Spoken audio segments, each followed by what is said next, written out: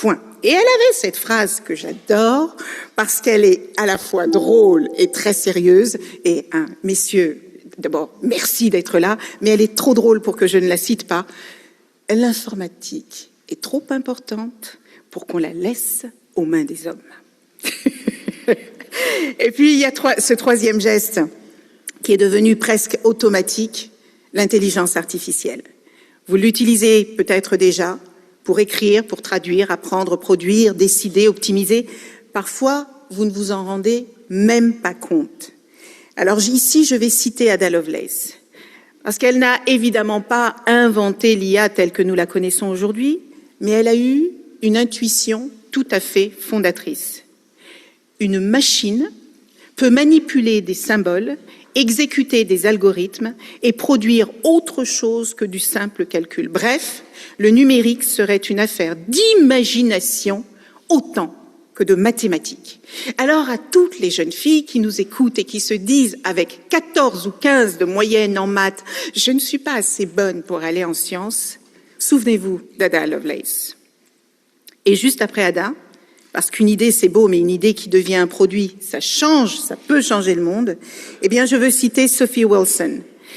Si votre smartphone fonctionne bien, qu'il fonctionne vite, sans chauffer comme une bouilloire, c'est aussi grâce à elle et à l'architecture ARM qu'elle a contribué à rendre concrète. Et aujourd'hui, la majorité des smartphones reposent sur cette famille de processeurs. Autrement dit, Ada a imaginé le futur des machines, Sophie l'a rendu portable. Et pour une fois, ce n'est pas une métaphore, parce qu'elle est littéralement dans toutes vos poches. Certains d'entre vous en avaient même deux, au cas où l'un tombe en panne. 5 femmes. 5 femmes et 5 gestes que quasiment toute la planète fait aujourd'hui. Et alors la question qui fâche, pour ouvrir nos assises, que s'est-il passé pour que, en 2026, les femmes aient déserté la plus grande transformation technologique et économique en cours depuis un siècle? Où sont passées ces femmes depuis 1842, date à laquelle Ada Lovelace a créé le premier programme informatique? Où sont donc passées les femmes? Parce que les chiffres, eux, n'ont pas disparu. Ils accusent.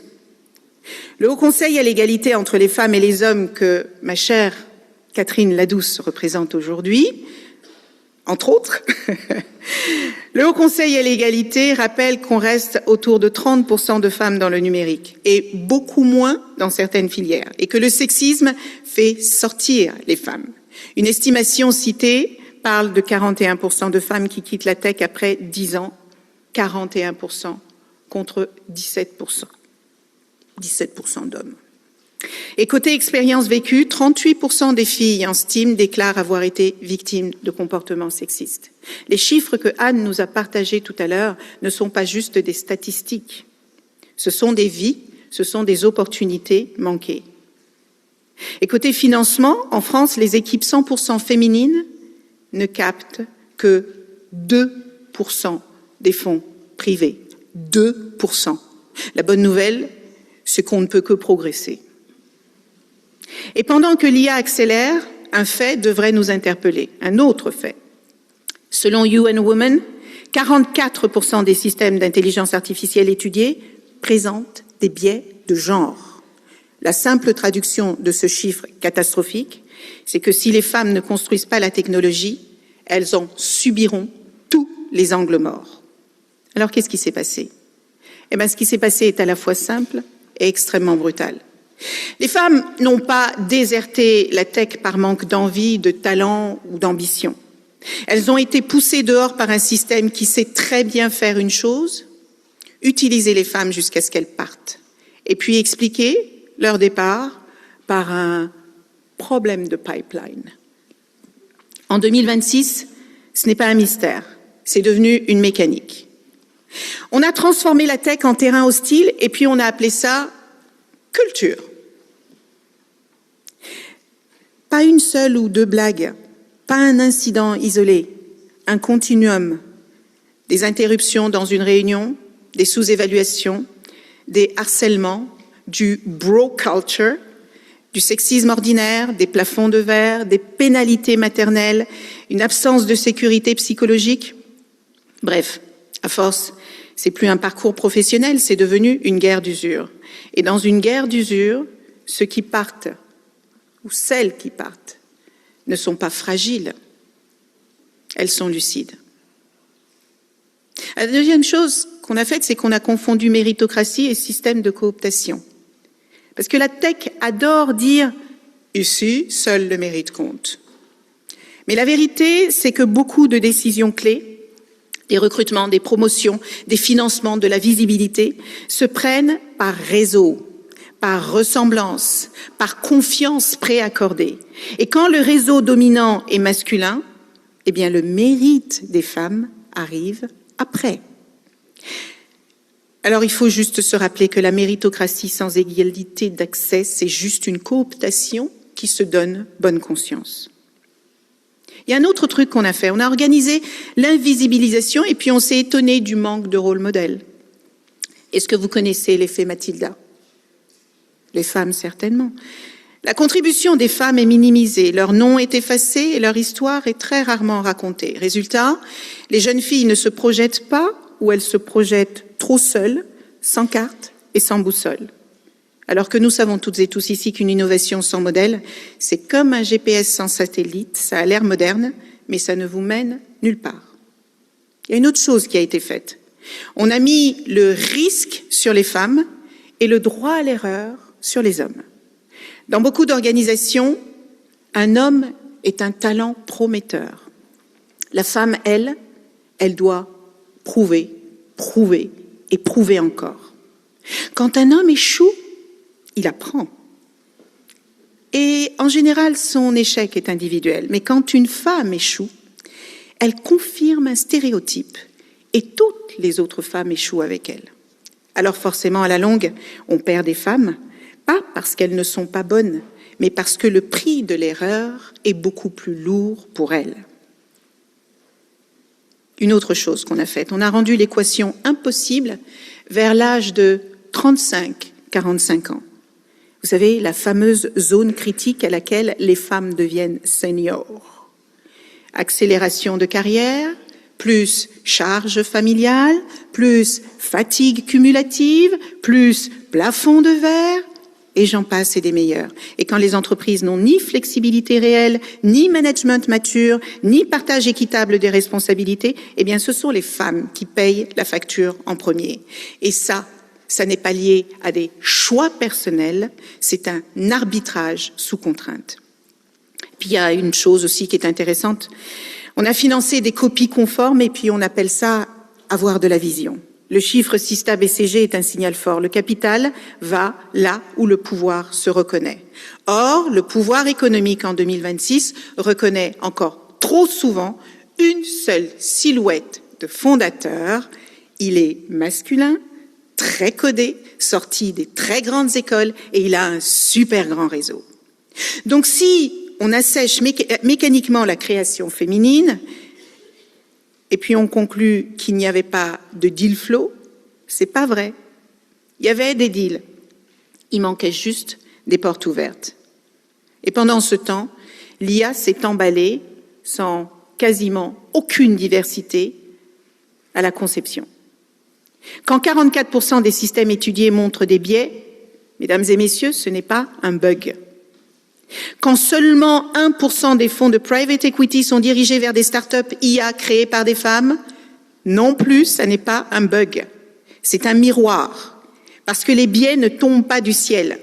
Ils naissent de données historiques, d'équipes homogènes, d'objectifs mal définis et de tests insuffisants. Et là, la conséquence est grave, pas seulement pour les femmes, mais pour une nation tout entière. La technologie devient une fabrique industrielle d'inégalités sociales. Alors, qu'est-ce qui s'est passé? On a laissé la plus grande transformation technologique et économique du siècle se construire avec une moitié de l'humanité et on s'étonne que l'autre moitié ne s'y sente pas chez elle. Ce n'est pas, pour ceux qui en doutent encore, une crise de vocation, c'est une crise de responsabilité. Et la conclusion, vous l'avez déjà, Si les femmes ne construisent pas le futur, eh bien, elles le subiront. Et si les leaders laissent faire, ce ne sera pas une fatalité culturelle, ce sera une faute de gouvernance. Et si on veut arrêter l'hémorragie, si on veut bâtir de véritables souverainetés technologiques, si on veut des produits et des services sains, utiles à tout le monde, pas seulement à quelques happy few, alors il ne faut pas plus de discours. Il nous faut plus d'action, plus de courage, plus de volonté, plus de décision et donc surtout plus de leadership. Alors je vous propose quelques engagements simples et mesurables et je remercie la tribune d'en avoir publié quelques-uns. Chacun et chacune d'entre vous ici peut les reprendre à volonté. Ils sont gratuits et généreux. Que vous soyez une institution, une entreprise, une école, que vous soyez des étudiants ou des parents, et nous, les femmes, parce qu'à ce niveau-là, l'inaction n'est pas neutre, elle choisit le camp du status quo. Comme on sait toutes et tous ici qu'on ne répare pas à 25 ans ce qu'on a découragé à 6, eh ben c'est le premier engagement que nous devrions prendre. Et c'est celui que prend Femmes Act Numérique. Et c'est celui que prend aussi Tech pour Toutes. Chaque organisation ici devrait soutenir une action qui déclenche des vocations. Chaque organisation devrait aller dans une classe, soutenir une association, un atelier, une visite d'entreprise, une immersion, un mentorat, un stage de 3e, un club de code, un concours ou une bourse. Et je veux remercier les 5 associations qui sont dans notre lab et avec lesquelles nous travaillons aujourd'hui et qui font en sorte que les stéréotypes ne nous collent pas à la peau et que le plafond de verre finisse par être brisé. Le deuxième engagement, c'est celui du sponsoring, et pas seulement du sponsoring, du mentorat. Parce que le mentorat, pas seulement du mentorat classique, mais du sponsoring. Parce que si le mentorat accompagne, le sponsoring, lui, ouvre des portes.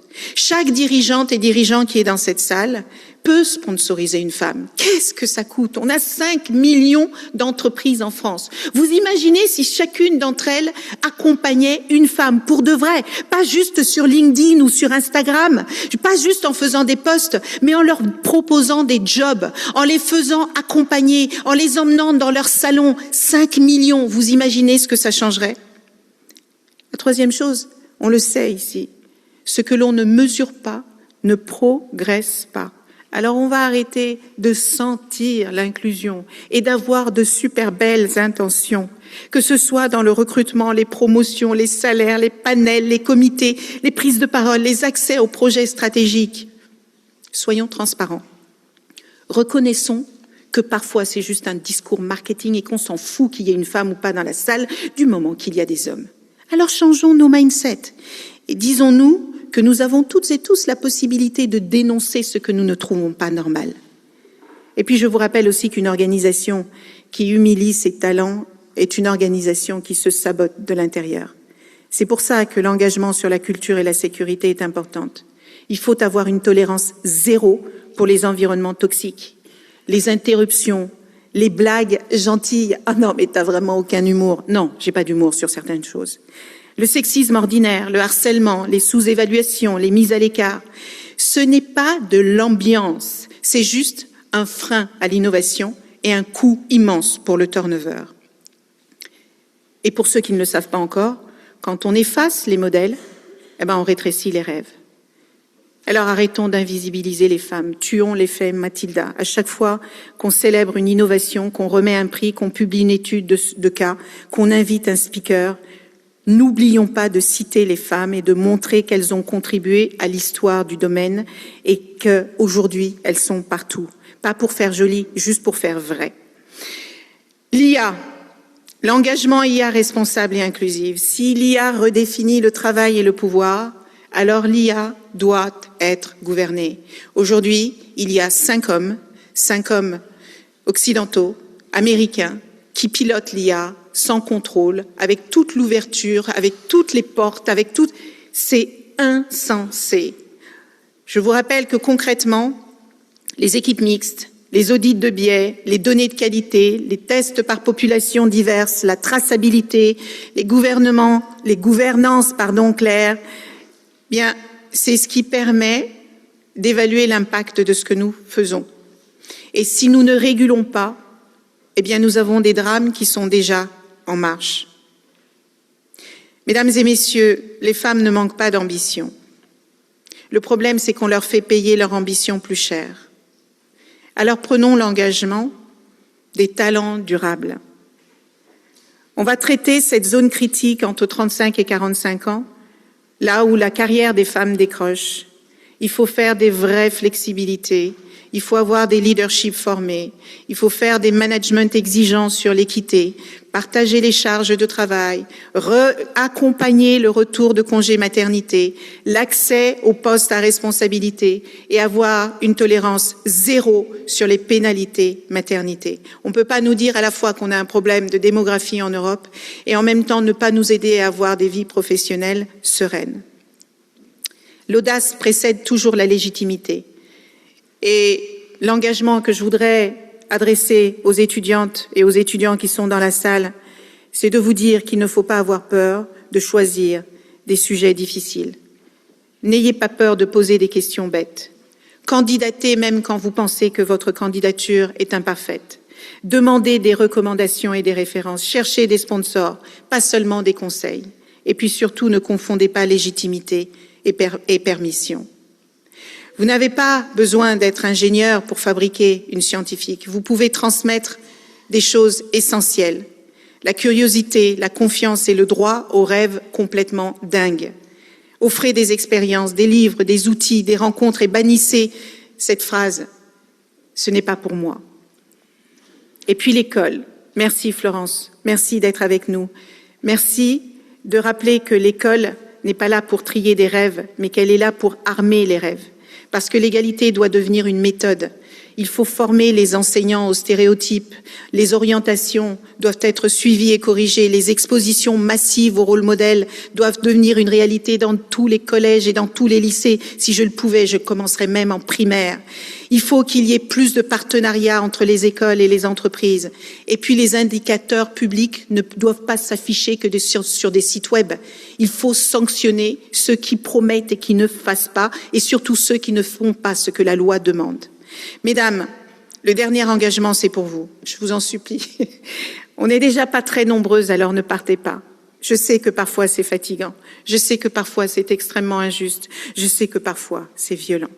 Mais si vous partez, le système respire. Si vous restez, eh bien, il changera. Alors prenez la lumière. Osez. N'ayez pas peur de paraître trop. Parce que il est important que vous racontiez vos expériences, vos stratégies, vos doutes, vos victoires. Parce que votre visibilité, ça n'est pas de l'ego, c'est de l'infrastructure. Et votre place n'est pas une faveur, c'est une évidence. Et l'évidence, parfois, elle doit s'imposer. Et maintenant, je vais terminer en m'adressant à chacune et chacun d'entre vous. Aux institutionnels, vous tenez la règle du jeu. Quand vous financez, quand vous orientez, quand vous fixez une politique publique, eh bien, vous fabriquez des trajectoires. Alors faites de la parité un critère de performance et pas un supplément d'âme. Aux entreprises, vous tenez la rampe d'accès au pouvoir économique. Et si vous attendez que le vivier arrive tout seul, eh bien vous attendrez encore longtemps. Construisez-le, sponsorisez-le, payez-le correctement, donnez des responsabilités visibles et assumez une vérité super simple. L'inclusion n'est pas une opération de communication, c'est une décision de management qui s'assume. Aux étudiantes et aux étudiants, je veux vous le redire, vous tenez l'avenir et ça, c'est pas un slogan marketing. Vous pouvez écrire une tech plus humaine, une intelligence artificielle qui soit plus juste et une science qui soit plus ouverte sur le monde et sur tous ceux que l'on laisse de côté. Ne laissez pas le cynisme vous voler votre énergie.